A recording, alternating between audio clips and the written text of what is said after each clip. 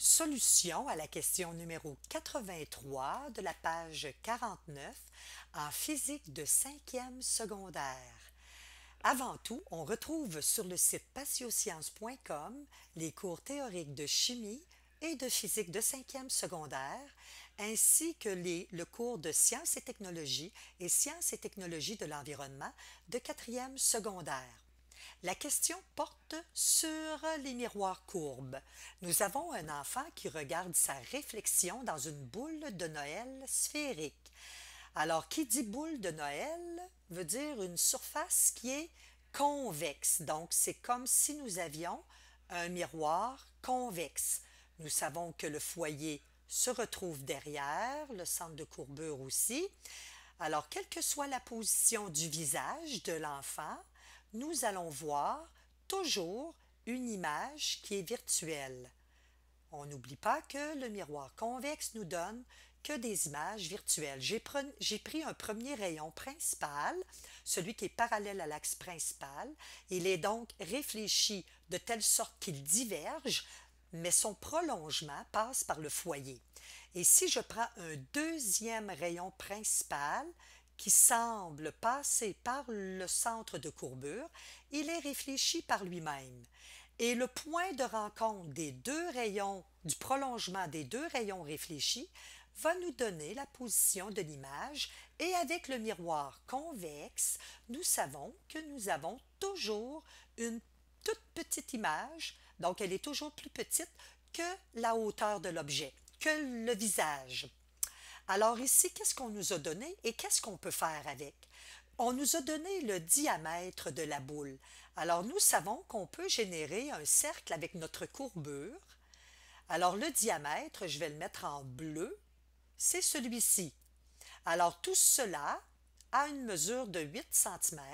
Ça veut dire que si nous prenons le diamètre et qu'on le divise par 2, nous obtenons 8 cm divisé par 2, 4 cm.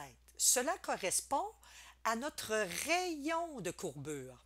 Mais dans nos formules, nous n'avons pas le rayon de courbure, nous avons la distance focale. Nous savons qu'en divisant par 2 le rayon de courbure, nous pouvons obtenir la distance focale qui est égale à 2 cm. Maintenant, attention, nous avons un miroir convexe.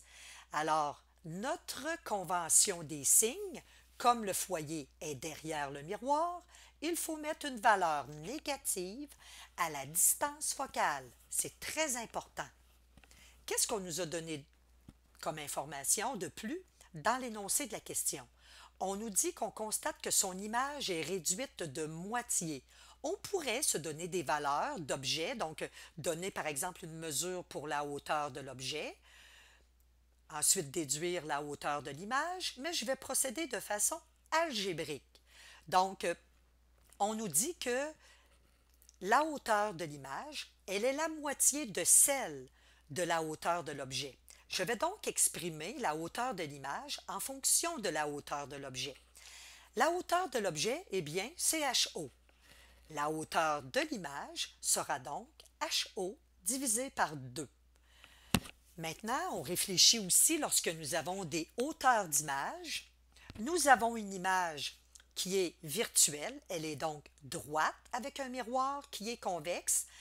Donc, nous avons un signe positif pour la hauteur de l'image. Si nous avions eu une image réelle, il aurait fallu ajouter un moins devant le HO divisé par 2. Maintenant, qu'est-ce qu'on demande?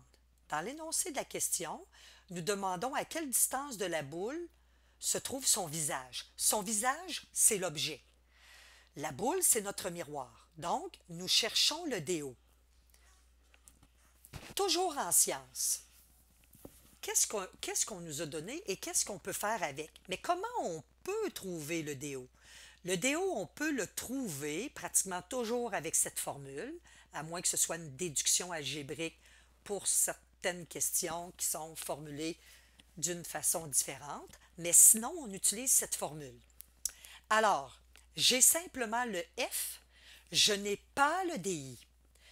Je ne peux pas résoudre une équation qui contient deux variable inconnue. Donc, je ne peux pas, avec une seule et unique équation, trouver des variables. Ça me prend une autre équation. Avant tout, la question qu'on se pose tout le temps, qu'est-ce que j'ai et qu'est-ce que je peux faire avec? J'ai le grandissement qui est ma double égalité, qui est la suivante. Alors, je peux utiliser une de cette égalité-là. Je peux commencer par le grandissement.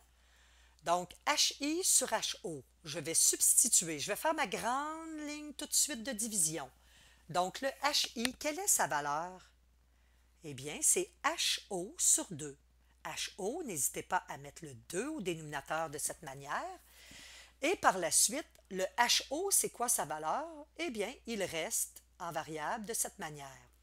On peut voir que les HO vont se simplifier, ce qui nous donne une demi, donc 0,5.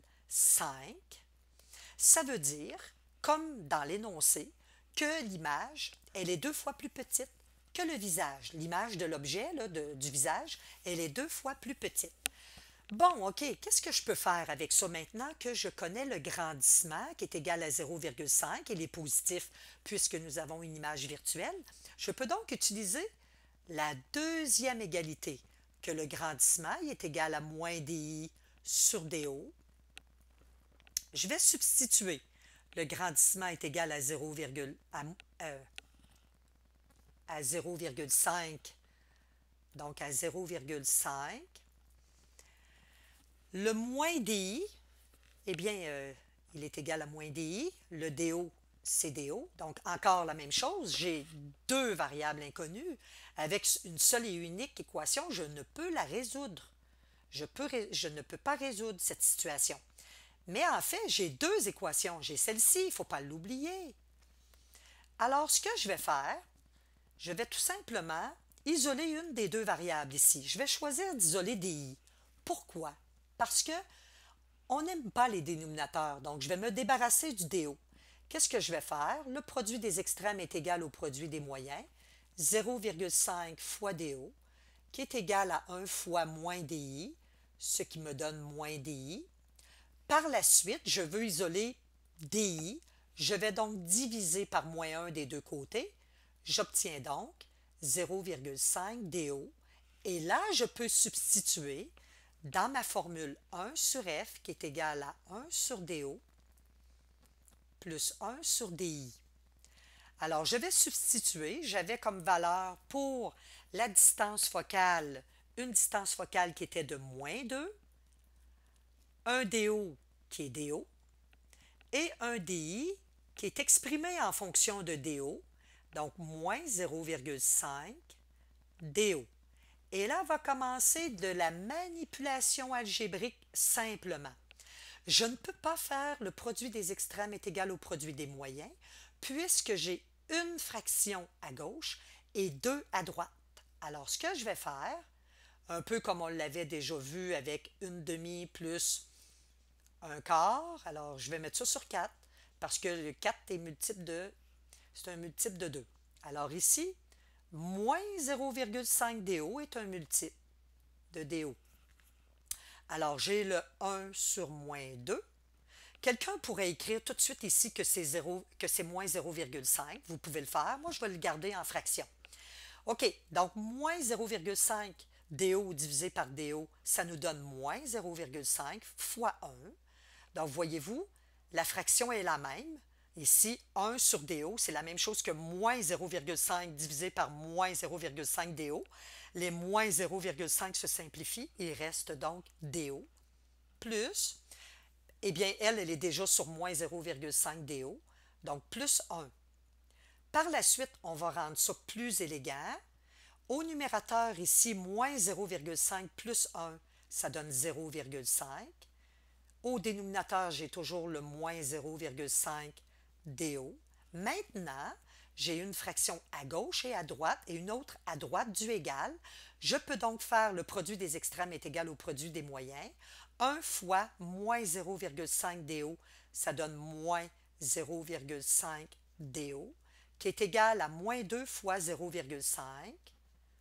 Donc, je peux faire le produit des extrêmes est égal au produit des moyens. Par la suite, moins 2 fois 0,5, j'obtiens un moins. J'ai donc moins 0,5 DO qui est égal à moins 1. Par la suite, je veux isoler DO. Je vais donc diviser par moins 0,5 des deux côtés. Le DO, il est toujours positif. Alors, c'est tout à fait normal d'avoir moins divisé par moins qui donne un positif, n'est-ce pas? Donc, j'obtiens un DO de 2 cm. Alors, le visage doit être situé à 2 cm de la boule si on veut voir une image 2 fois plus petite. C'est terminé.